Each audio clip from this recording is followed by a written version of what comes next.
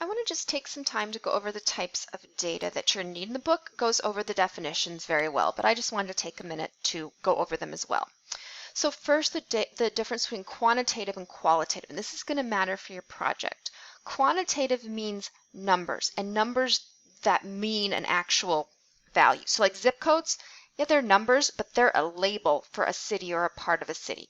So a zip code is not quantitative data. That's qualitative because it's a label. Qualitative mean labels or categories, and it means something, it's important, but it's not something that I can run like a mean on or a median on because I don't have actual numbers. But the careful thing in here is not all numbers the same. For instance, I asked someone to rate something from 1 to 5.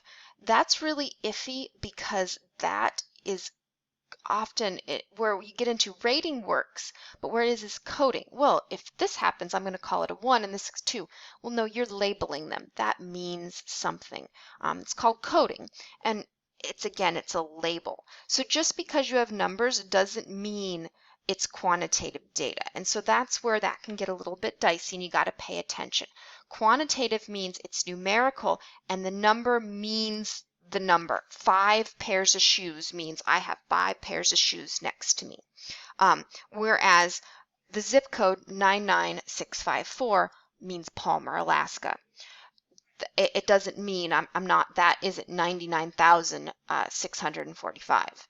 That's not what it means. It's a label for something else. So you just got to kind of pay attention there.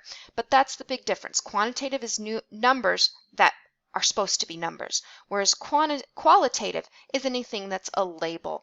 And there's lots of variation, and a lot of you, especially if you're going into like psychology, you're going to work a lot with qualitative data. And there are plenty of great ways to work with that. Unfortunately, in this class, we're going to focus on quantitative.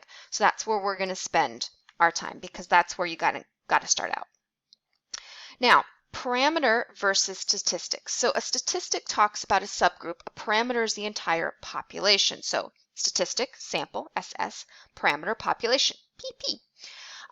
Now, to look at some examples here. So a recent California Health included 2,799 adolescent residents. Okay, that's obviously not all the teenagers who live in California, so that's a statistic. Now this Census Bureau, first of all, census usually means everyone, okay? It's the whole goal of census. The total number of housing units in the U.S. is this 132 million. Okay, this total number, this is a parameter because this is talking about all the housing units in the U.S. Okay, so population, parameter, sample, statistic.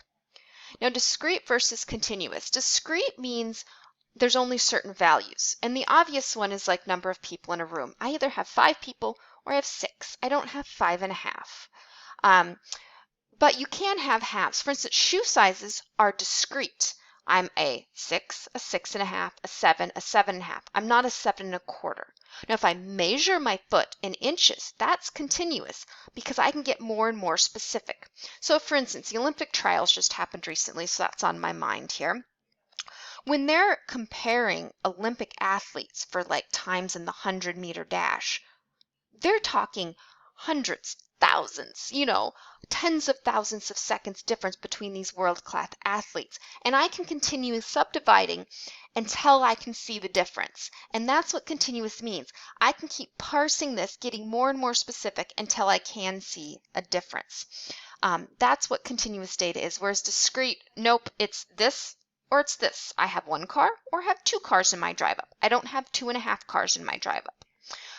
But how long it took me to serve those cars, I can keep parsing that. So, it took me 10 seconds. It took me 10.1 seconds. It took me 10.11 seconds. Again, if I'm trying to differentiate between them.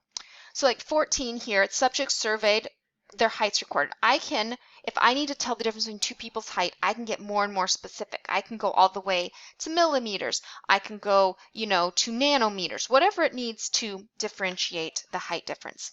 Whereas this, the number of cars serviced in an hour, well, as I said, I have half a car, I have 1 car, I have 2 cars. Whereas service times, that I could have broken down, but not number of cars. So number of cars is discrete. Service times is continuous. So hopefully that helps you differentiate between most of those. A lot of you, if you're going to ask someone questions, you're going to be asking them things that are discrete. How many, soda pops did you drink? How many cups of coffee? Well, I drank 1 or 2. They're not going to usually give you in halves. Now, what's a little bit harder is the types of data, the 4 levels. So nominal data is the base. I can just put this in 2 big groups. So like 22 here, exit polls, which political party? Okay, well, you got to give yourself a label, but the labels, there's no ranking to it, there's no order, it's just pick one. So that's what nominal means, just labels, but they don't, there's no order to them. Whereas then ordinal, I'm going to put it in order. So like 26. Rated the movie with a 5 out of 5. Okay, I'm ranking from 0 to 5. Maybe I'm ranking even my top 5 movies. But the difference between a 4 and a 5, say I'm rating this movie and you're rating this movie. One of us gives it a 4 and another gives it a 4, okay? But our 4s could mean something different. There's not a objective value, and there's not an objective value difference between what we classified a 3 and a 4 and a 4 and a 5. It's not the same thing. So my difference between 3 and 4 is not the same as your difference between 3 and 4. That's what it is. There's no objective way to tell the difference. It's all subjective. So I can order it, and I have an ordering, but there's not an objective difference between it. When we get to interval, now there is an objective difference between the levels. So for instance, temperature. And there is a difference. 1 degree and 2 degrees is the same difference as 2 degrees and 3 degrees. 1 means 1 difference. Now, an example of this would be 25 here, records the years in which baseball series won. Okay, well, there's a difference. 1946 to 1947 is the same as between 1947 and 1948. There is a difference, and I've got an order to it. The thing is, there's no natural zero. The year 0 doesn't mean no time. It doesn't mean it doesn't exist. It's the same with temperature. 0 degrees Fahrenheit doesn't mean no temperature. And that's the big difference. So unless I'm talking Kelvin, temperature is interval because the 0 doesn't mean nothing. Whereas if I'm, talking about the number of pops, 0 pop means I didn't drink any pop today.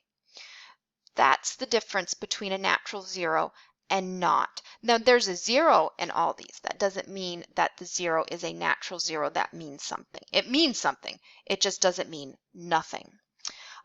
Whereas 0 degrees Kelvin means all motion stops. Now, when we talk ratio, now we are ordered. Each ordering is objective. There's a same difference between each step. And there is a natural 0. So fast food times. 0 seconds means it did not, probably means someone didn't order. It meant there was no order. There was nothing to record. So that's what 0. So this is ratio because there is a difference between each. A second is a second, no matter which one I'm doing, and a half a second, I can keep getting more and more specific. And there's a natural 0. 0 seconds means nothing happened. So that's where that ratio comes in. And as I said, I think the hardest for most people is telling that interval to ratio, and you're really looking, does the 0 mean nothing happened? Does it mean actual 0? So hopefully that helps you define the differences between these and kind of list them. And most of you are going to be looking at something in one of these spectrums, and you're going to want to think about what type of data you have.